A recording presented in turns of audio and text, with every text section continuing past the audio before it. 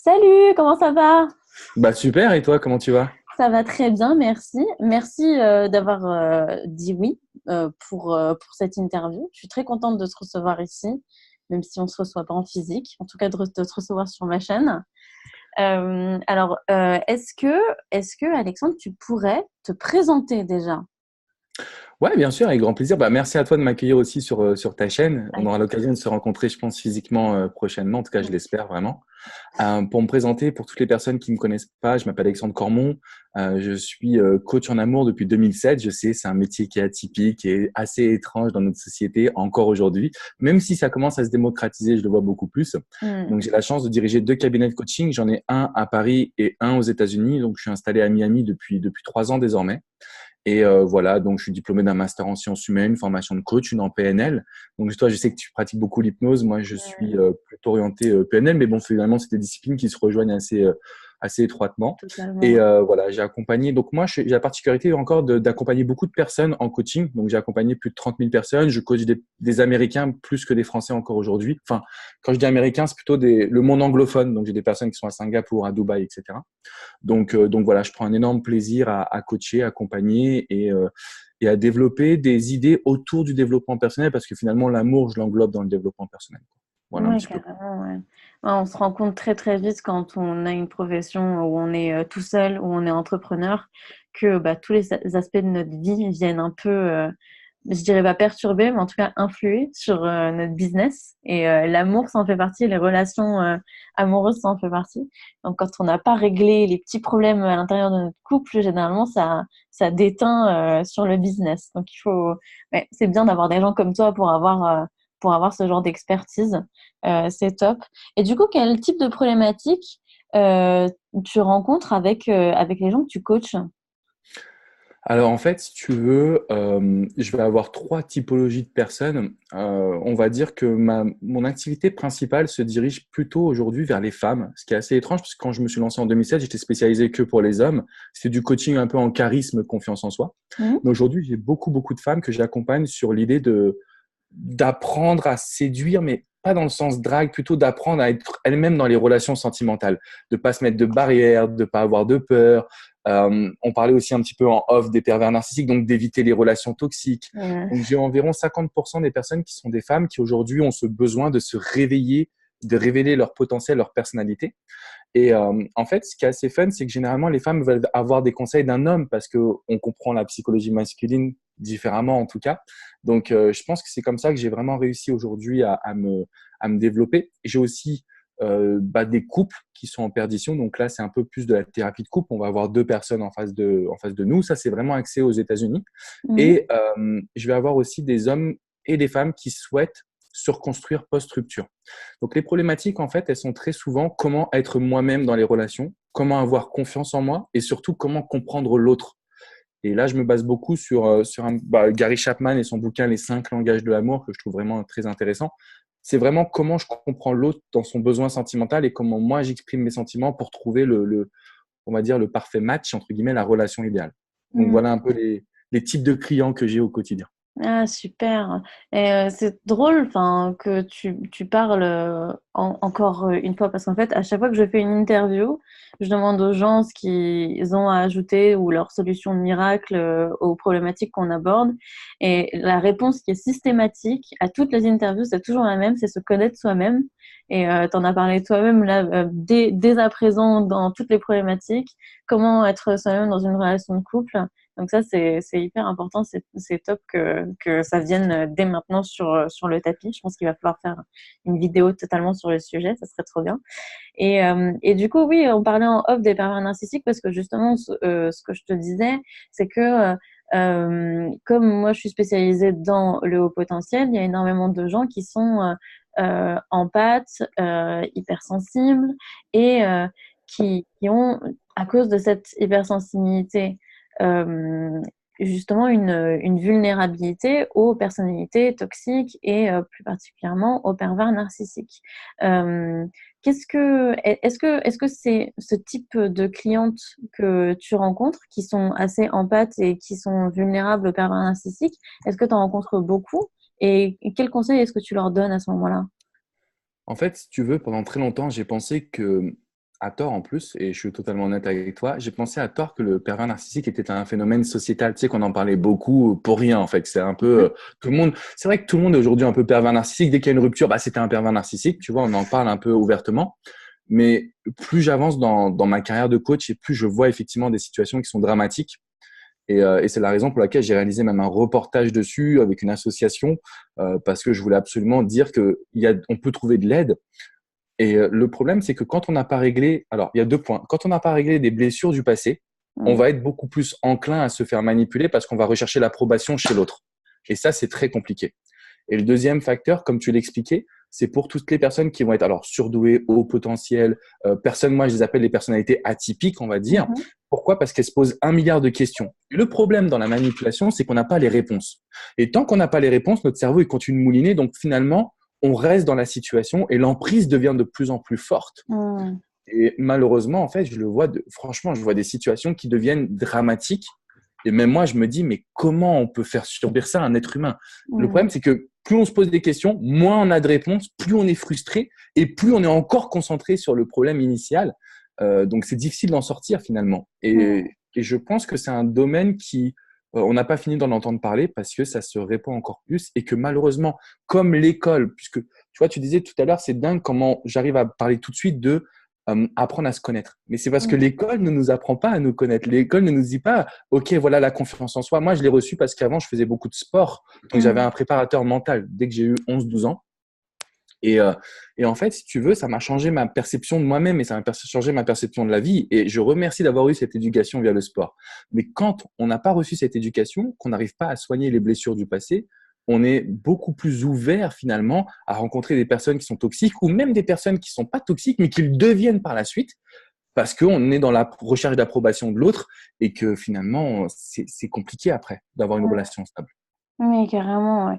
Et moi, ce que je trouve le plus triste et le plus tragique dans les relations toxiques, c'est que généralement, bon, il y a généralement un bourreau et une victime, et souvent les victimes ne se demandent pas pourquoi est-ce que le bourreau victimise ou fait du mal, mais généralement les victimes se demandent qu'est-ce qu'elles ont fait, pourquoi enfin, quel est ce qui ne va pas chez eux-mêmes pour avoir mérité ça. Et comment est-ce que tu fais, toi, enfin, quand tu es face à ce genre de personnalité-là, pour leur faire comprendre que le problème ne vient pas de la victime, mais le problème vient plutôt du bourreau? Alors en fait, si tu veux, je pense que la victime, elle va se poser 1 milliard de questions avec avec moi ce que j'appelle l'espoir. C'est-à-dire qu'en fait, l'idée, c'est j'ai espoir que cette personne-là, elle change et qu'elle redevienne comme au début de la relation. Ouais. Et en fait, mon rôle à moi, c'est de leur expliquer qu'on n'est plus au début de la relation. Regardons sur le moment présent, regarde comment elle se comporte. Ne pense plus au passé, n'essaie plus de faire des liens, parce qu'en fait, c'est toujours l'espoir. En fait, c'est cette phrase, l'espoir fait vivre. En fait, l'espoir en amour, il tue, à mon sens, encore plus quand il y a de la manipulation, parce qu'on se dit, mais un jour, ça va changer. Et comme ça change pas, on est de plus en plus investi dans la relation. Après, il y a des enfants qui interviennent, ou on a acheté une maison. Donc, on est complètement bloqué finalement. Et je pense que toutes les personnes que j'accompagne, ce que j'essaie de leur montrer, c'est que le bonheur n'attend pas. Le bonheur, il est vraiment immédiat. Si vous n'êtes pas épanoui, regardez pourquoi. Et ça leur donne plus de force pour affronter cette situation de manipulation. Parce que comme tu l'as si bien dit, elle se dit, mais qu'est-ce que je dois changer dans mon attitude? Et elle change et ça fonctionne pas. Et elle rechange et ça fonctionne pas. Et du coup, c'est un peu comme le mec qui se noie dans une piscine ou dans la mer. Il tape dans tous les sens. Il fait qu'une seule chose. Il se fatigue en réalité. Mm. Et ben, les victimes de pervers narcissiques, malheureusement, ou perverses, hein, je pense à préciser aussi qu'il y a aussi des femmes qui sont manipulatrices perverses narcissiques.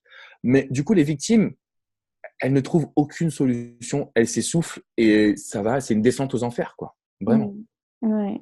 Est-ce que est-ce que c'est une situation que tu as vécue personnellement et qu'aujourd'hui tu essayes de retransmettre dans ta pratique professionnelle? Non, du tout. Là, pour le coup, moi, j'ai eu des parents formidables. Parce que souvent aussi, ça vient de ça, tu vois, c'est des schémas qui se répètent, en fait. Mais Donc, carrément. moi, j'ai eu des parents qui étaient formidables. J'ai des amis, j'ai eu des relations où j'ai eu des ruptures comme tout le monde, mais j'ai pas eu de relations avec des personnes perverses narcissiques.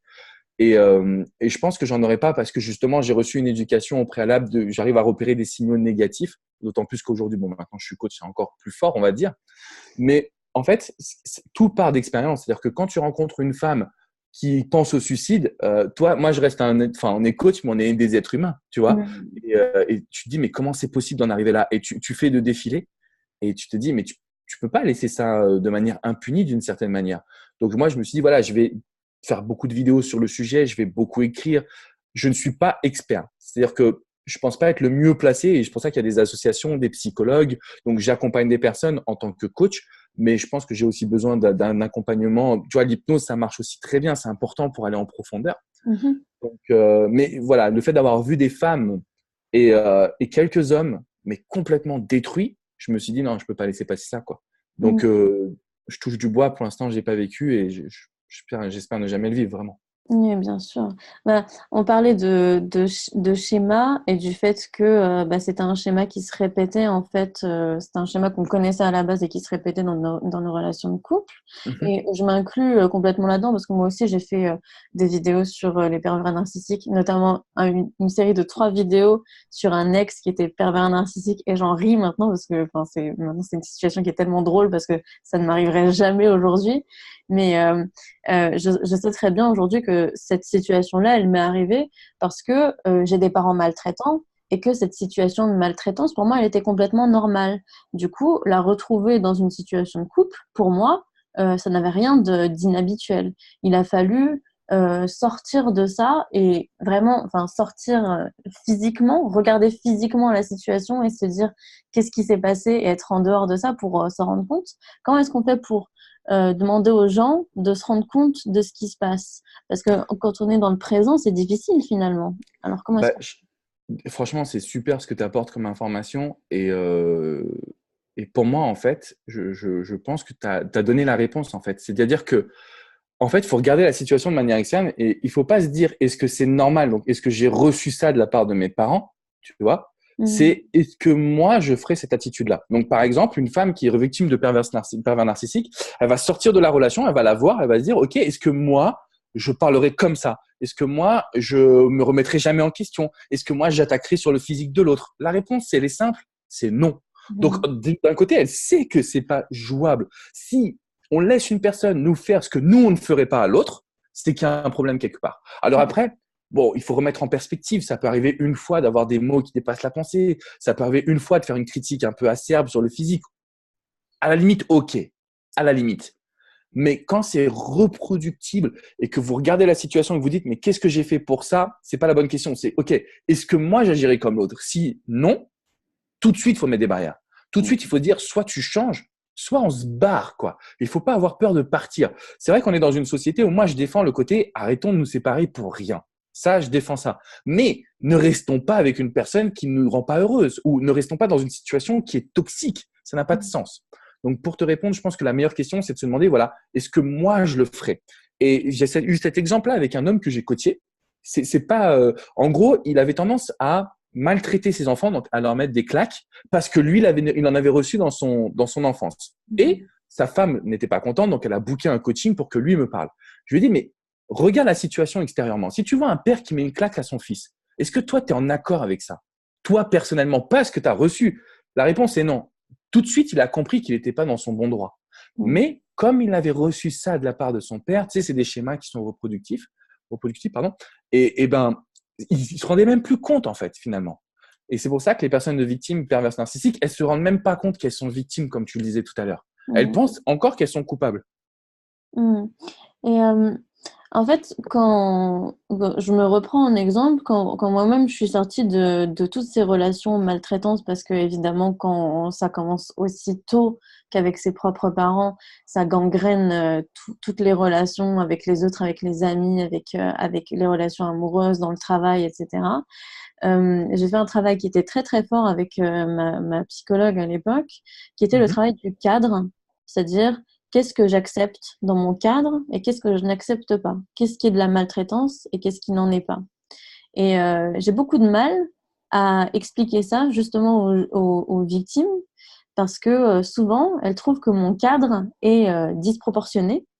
Par exemple, j'accepterai jamais, j'en sais rien, le moindre mot plus haut que l'autre, même quand on se dispute, par exemple, avec mon copain, il n'y a pas un mot plus haut que l'autre. C'est jamais dans les cris. j'accepterai jamais ça. J'accepterai jamais un cri. Ça, pour moi, ça dépasse mon cadre. Et c'est un cadre qui m'est propre.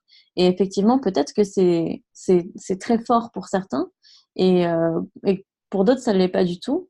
Et du coup, comment est-ce qu'on fait pour trouver son propre cadre sans avoir à le chercher chez quelqu'un d'autre, par exemple? Parce que je peux être un exemple, mais ça correspondra pas forcément à chacun, mon cadre.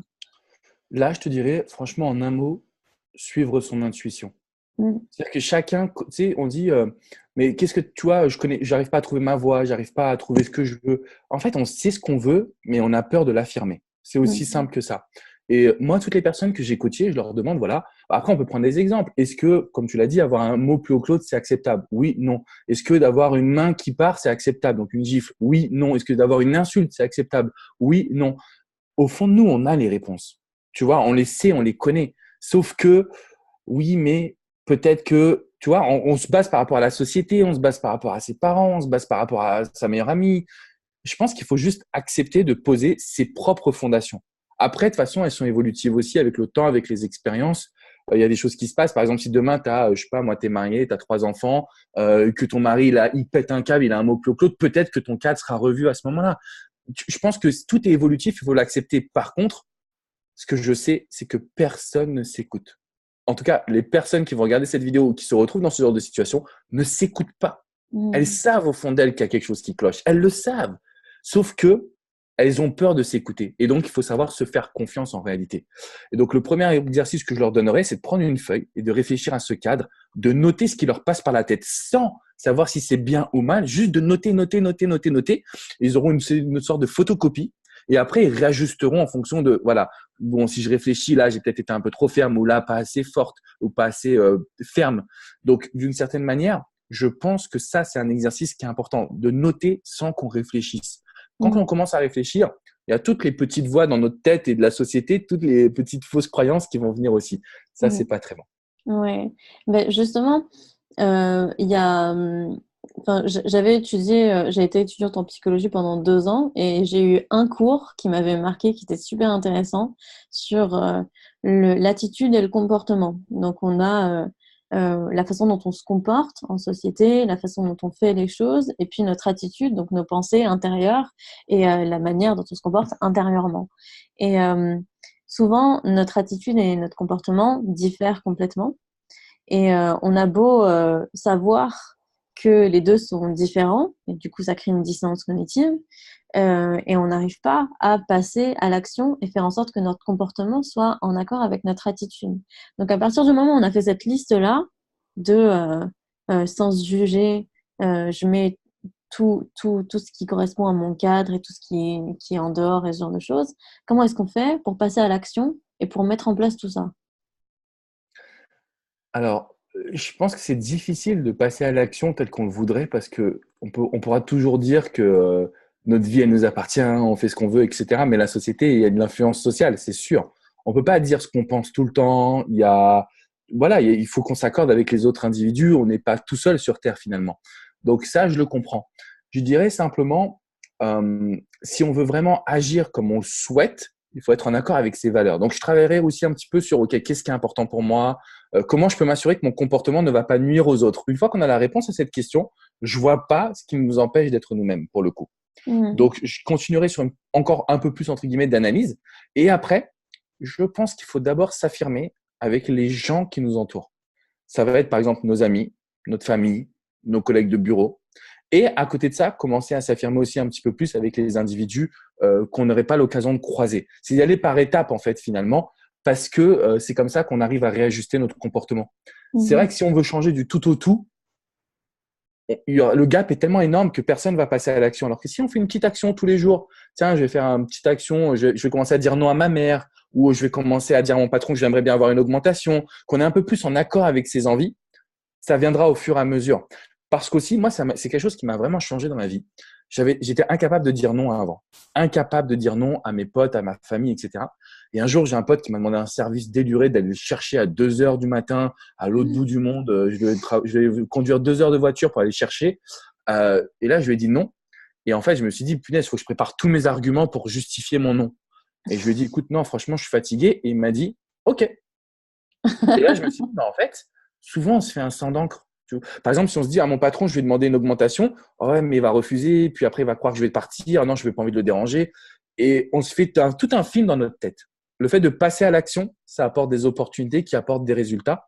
Donc, j'aurais tendance à aller petit à petit. Je ne sais pas si ça répond à ta question, mais je pense que c'est comme ça, en tout cas, que moi, je le verrais. Bien sûr. D'ailleurs, j'aimerais apporter encore une autre réponse à ça. C'est que moi, quand j'ai fait cette thérapie et que j'ai dû me libérer de toutes ces relations toxiques, il y a eu une autre approche qui est exactement l'inverse de ma psy, qui m'a dit, bon, bah maintenant, on arrête les conneries parce que la relation la plus toxique que vous avez, c'est avec votre père ou votre mère, je sais plus lequel c'était à ce moment-là, mais en tout cas, de toute façon, les deux sont complètement toxiques. Et elle m'a dit, euh, aujourd'hui, il va falloir, là, ça va trop loin, il va falloir leur dire non, aujourd'hui et maintenant. C'est maintenant qu'il faut le faire parce que là, on peut plus, là. Là, ça suffoque dans tous les sens. Donc, il va falloir le faire. Donc, j'ai dû prendre la relation la plus toxique de toute ma vie et dire non à cette relation-là en premier. Et c'est vrai qu'ensuite, quand on dit non à cette relation-là, eh ben, la connasse qui passe devant nous dans la file du supermarché, on s'en fout de lui dire non. Voilà, à partir du moment où tu dis non à ton père qui t'a maltraité, la connasse du supermarché, on s'en fout, quoi. On la connaît pas, voilà, ça n'a plus aucune importance. Donc, il y a aussi cette approche-là, on peut y aller petit à petit, ou alors on peut prendre le plus gros, et après, plus rien n'a d'importance. Franchement, je pense que c'est une excellente approche. Ouais. Ouais. Tu as eu une très bonne psy, du coup, une personne qui t'a accompagné qui était vraiment performante. Oui, j'ai une très bonne psy. Ça a été la seule et la première, et j'ai eu beaucoup de chance. Que tu as eu Ouais, beaucoup de chance d'avoir des parents géniaux, mais j'ai eu beaucoup de chance ouais, d'avoir une psy géniale. Chacun son truc, on ne juge pas. c'est clair. Du coup, est-ce que tu aurais des conseils à donner aux gens qui nous regardent, des trucs qu'on n'aurait pas abordés et que tu aurais envie de dire? C'est une bonne question. Alors, pour moi, il y a peut-être plusieurs petits points qui sont très basiques sur lesquels j'aimerais bien venir. Hmm. Le premier point, je me suis aperçu que quand on est face à une personne toxique ou quand on n'est pas soi-même dans une relation, en réalité, on accumule beaucoup de frustration et beaucoup d'émotions négatives. Donc, c'est important de faire du sport, yoga, méditation pour justement se libérer. En fait, on a une espèce de vase de réservoir émotionnel. Plus ça se remplit, moins on va bien. Donc, si on le vide pas, et le seul moyen, c'est le sport, après, il y a la méditation, etc. aussi.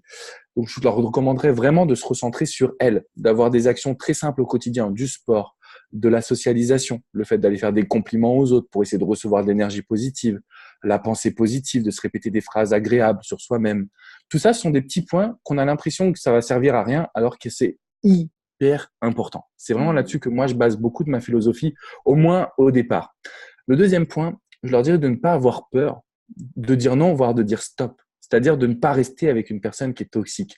Parce qu'encore une fois, le bonheur, c'est pas pour demain, c'est pour aujourd'hui. Et beaucoup de personnes se disent, mais si je dis stop, qu'est-ce qui va se passer? Et donc, du coup, mon dernier conseil, le plus basique possible, c'est imaginez votre vie aujourd'hui. Construisez vos projets. Parce que quand on a des projets, on est beaucoup moins attiré, on est beaucoup moins on est moins manipulable parce qu'on a une vision, on a des choses qui nous transportent. Donc, si on a une personne qui est toxique sur le moment présent, mais qu'on sait où est-ce qu'on veut aller, on va la laisser sur le bas-côté. Et c'est OK de faire ça, en fait. Mm. C'est OK de se dire, je fais passer mes projets, mes envies en priorité. Pour le coup, il faudrait peut-être retrouver aussi son âme un petit peu d'enfant et de se mettre à rêver. Donc, prenez une feuille, imaginez votre vie dans 30 ans, notez-moi tout ça. Et après, le but, c'est de tracer vers cette direction en choisissant uniquement les bonnes personnes. Sinon, quand on ne sait pas où on va, bah forcément, on regarde sur le moment présent et là, on est attiré toujours, toujours, toujours par des personnes qui sont toxiques, malheureusement. Pourquoi? Parce qu'elles ont cette capacité de devenir indispensables à notre vie. On a besoin d'elles puisqu'on n'a pas d'autres projets qui nous animent. Et ça, je pense que c'est dommage. Donc voilà un petit peu les trois gros conseils que je pourrais transmettre qui sont à la fois basiques mais tellement essentiels qu'il faut vraiment mettre en place, je pense. C'est une de mes phrases clés. C'est pas parce que c'est simple que c'est facile. Ouais. Voilà, c'est basique, mais il faut le faire. Il faut le faire tous les jours. Et l'être humain, il n'est pas programmé pour ça. C'est chiant. Même moi, je le fais tous les jours. C'est chiant, je l'accorde, mais c'est essentiel. C'est essentiel si on veut vraiment construire son quotidien et éviter les relations toxiques, à la fois en amour, mais pas que. Il y a des relations toxiques au boulot, des relations toxiques en famille, tu en as parlé. Donc voilà, si on veut sortir de tout ça, il faut savoir où est-ce que nous, on va et avoir des rêves et des projets qui soient le plus forts possible. Super. Moi, je pense qu'on va conclure là-dessus. C'est top. Merci beaucoup, en tout Nickel. cas, d'avoir accepté de répondre à mes questions Avec et grand plaisir. avec autant de précision et autant de choses précieuses. C'est super. Merci beaucoup. Écoute, je pense que je vais mettre tous les liens vers ta chaîne YouTube, ta page Facebook, tous les moyens de te contacter Ouais. dans la description. Euh, et puis c'est tout. Je Ouais, dirais nickel. à très vite, du coup. Merci à toi. En tout cas, je pense on a vraiment parlé d'un sujet qui est hyper important et je dirais même qui est essentiel pour notre société aujourd'hui. Donc, si vous avez des questions, bah, vous laissez des commentaires. Moi aussi, je serai là pour y répondre. Tu me tiendras du coup dans toute vie. Bien sûr. Et puis voilà, quoi, avec plaisir pour se rencontrer. Moi, je serai en France dans quelques mois. Donc, si tu as l'occasion qu'on se rencontre, avec grand plaisir. En live Très cette fois. bien. Super. Allez, je te À dis bientôt. ouais, bientôt. Salut.